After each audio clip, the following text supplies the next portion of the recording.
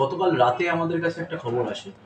গতকাল রাতে প্রায় 12:30 নাগাদ রবিশ কুমার বলে একজন ব্যক্তি আমাদের গোলাবাড়ি থানায় আসেন, অ্যাপ্রোচ করেন।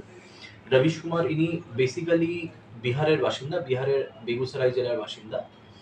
তো ইনি যে কমপ্লেনটা করেন সেটা হচ্ছে ইনি একজন ব্যক্তির নাম বলেন যার নাম হচ্ছে বিমলেশ কুমার। তো ইনি যেটা বলেন যে বিমলেশ কুমার কাজ দেওয়ার নাম করে বেগুসরাইয়ের 3 জন ব্যক্তিকে তাদেরকে এখানে নিয়ে এসছেন, বেগুসরাই থেকে কলকাতায় নিয়ে এসছেন। তাদের মধ্যে 2 জনকে হাওড়া স্টেশনের ওখানে বসিয়ে রেখে আরও একজনকে, যিনি এই কেসে ভিকটিম আছেন, তো তাকে কোথায় কাজ হবে সেটা দেখানোর নাম করে এই বিমলেশ কুমার তাকে নিয়ে যায় এবং নিয়ে যাওয়ার কিছুক্ষণ বাদে এই রবিশ কুমারের কাছ থেকে ফোন আসতে শুরু করে যে ভিকটিম আছে তাকে কিডন্যাপ করা হয়েছে এবং মুক্তিপণ হিসেবে মোট 1 লাখ টাকা দাবি করা হয়। 1 লাখ টাকা মুক্তিপণ হিসেবে দাবি করা হয়। রবিশ কুমারকে বলা হয় যে তুমি জোগাড় করো, কিংবা যে ভিকটিম আছে তার ফ্যামিলির কাছে জিনিসটা কোঅর্ডিনেট করে এই 1 লাখ টাকাটা জোগাড় করে দিতে হবে, না হলে কিন্তু একে ছাড়া হবে না। তো মোটামুটি 12:30 নাগাদ আমাদের কাছে প্রথম কমপ্লেন আসার সাথে সাথে আমাদের যারা অফিসাররা আছেন, সাব ইন্সপেক্টর প্রসেনজিৎ আছেন, সাব ইন্সপেক্টর পঙ্কজ আছেন, এরা ইমিডিয়েটলি যেটা করে 2টো ভাগে ডিভাইড হয়ে যায়। প্রথম ভাগ আমাদের এখানে যত সিসিটিভি আছে সেই সিসিটিভি ফুটেজগুলো চেক করতে করতে এগিয়ে যেতে থাকে, এবং দ্বিতীয় যেটা পঙ্কজ বললো সেটা হচ্ছে যে লাস্ট যে লোকেশন আছে সেই লোকেশন ধরে ভিকটিমকে ট্রেস করার চেষ্টা করে। তো বিভিন্নভাবে এইভাবে এগিয়ে গিয়ে ফাইনালি এরা পিয়ারলেস হসপিটাল যেখানে আছে, এটা হচ্ছে আন্ডার পঞ্চশায়র থানা, সেই পঞ্চশায়র থানার ওখানে গিয়ে পিয়ারলেস হসপিটালের আশপাশে যে বিভিন্ন লজ আছে সেই বিভিন্ন লজে এরা খোঁজ করতে থাকে, এবং ফাইনালি আমাদের টিম খোঁজ করতে করতে একটা পার্টিকুলার লজে রেজিস্টারে বিমলেশের নাম পায়।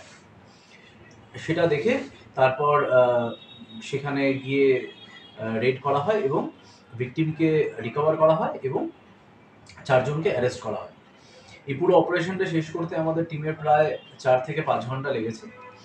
যে 1 লাখ টাকার মুক্তিপণ চাওয়া হয়েছিল সেই 1 লাখ টাকা তো ডেফিনেটলি দিতে হয়নি। যে 4 জনকে আমরা অ্যারেস্ট করেছি তাদের নাম হচ্ছে বিমলেশ কুমার, মঞ্জার আলম, জিয়ারুল রহমান লস্কর আর দীপজয় ব্যানার্জি। এই 4 জনকেই আমরা 8 দিনে পিসি পেয়েছি। এবার বাকি ইনভেস্টিগেশন করে দেখা যাবে যে পেছনে কি আছে। অলরেডি তো আমরা 4 জনকে পেয়ে গেছি, তো যদি কোনো গ্যাং থাকে তাহলে হয় পুরো গ্যাংটাই বাস্ট হয়েছে, নাহলে গ্যাংয়ের মেজর পার্ট বাস্ট হয়েছে। আমাদের যে পিসি পিরিয়ড আছে এই পিসি পিরিয়ডে আমরা বোঝার চেষ্টা করবো যে এই 4 জনই আছে নাকি ছাড়াও আর কেউ আছে।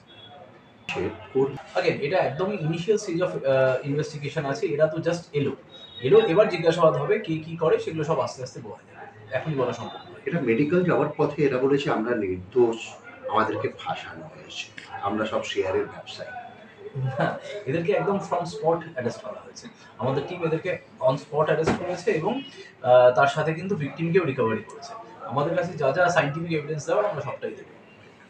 হ্যাঁ, ইনি অ্যাকচুয়ালি মানে লেবার কন্ট্রাক্টর এনেছিলেন। বিমলেশ নিজেকে লেবার কন্ট্রাক্টর পরিচয় দেয় এবং ইনি লেবারের কাজ করার জন্যই আসছেন।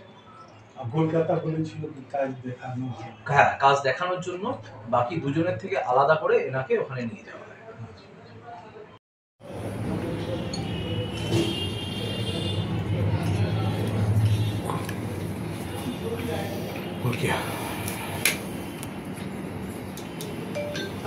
Okay.